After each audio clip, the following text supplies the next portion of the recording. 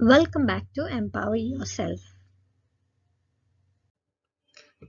Today we will be learning about retest date, retest period, shelf life, and expiry date.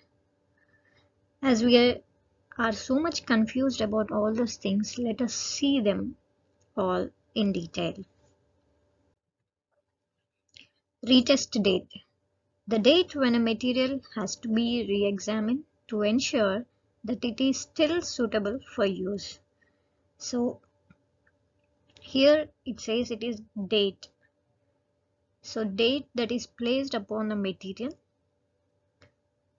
and after the date the material has to be retested and re-examined that whether it is suitable for use. Retest period. The period of time during which the active pharmaceutical ingredient is expected to remain within its specification and therefore can be used in the manufacture of a given finished pharmaceutical product, provided that the API has been stored under the defined conditions. After this period, a batch of API destined for use in the manufacture of an finished pharmaceutical product should be retested for compliance with the specification and then used immediately. So this says that it is the period of time where the API remains within the specification and can be used for the manufacture in the finished dosage form.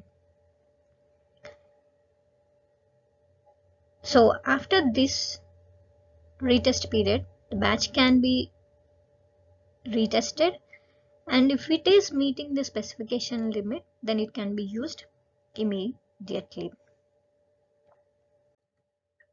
Shelf life.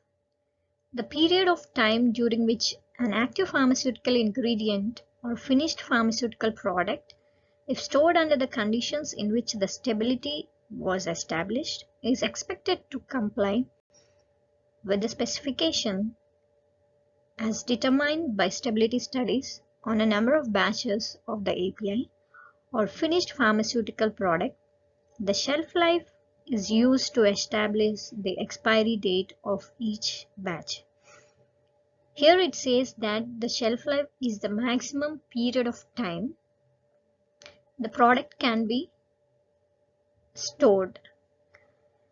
This is established based upon the stability data that has been established. It is determined based upon the number of batches that have been kept on the stability study. So based upon this shelf life, the expiry date of each batch can be determined. Expiry date. The date given on the individual container, usually on the label of a product, up to and including which the active pharmaceutical ingredient and finished pharmaceutical product are expected to remain within the specification if stored under the long-term conditions at which stability was established. It is set for each batch by adding the shelf life to the date of the manufacture. Here it says that the date given upon the container of the product, which is expected to remain within the specification when it is stored under the long-term condition. So it is given based upon the shelf life by adding it to the date of the manufacture. So this is the expiry date. Here are the examples. So let us see them. Retest date 01/01/2023. So this is the date that is being considered as the retest date. So after this, the product has to be retested and we have to see that it is in compliance with the specification, and then it can be used in the further manufacturing. Retest period 01/01/2026. So the retest period that has been given to the X product is 3 years, that is 01/01/2026. 2026. So after that 01/01/2026, the product has to be re-examined, retested, and it has to be used immediately if it is in compliance with the specification limit. Shelf life. The shelf life of the product is 60 months.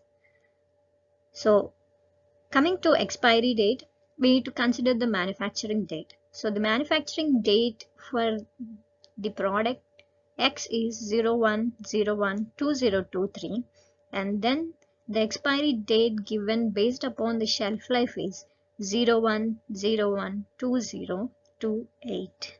So I think we have got the full knowledge of the retest date, retest period, shelf life, and the expiry date in detail, and it will be helpful to you and you can remember it in a good way. Thanks for watching and learning. Do leave your thoughts and comments in the comment section so that it will be helpful to others. Thanks for watching and learning.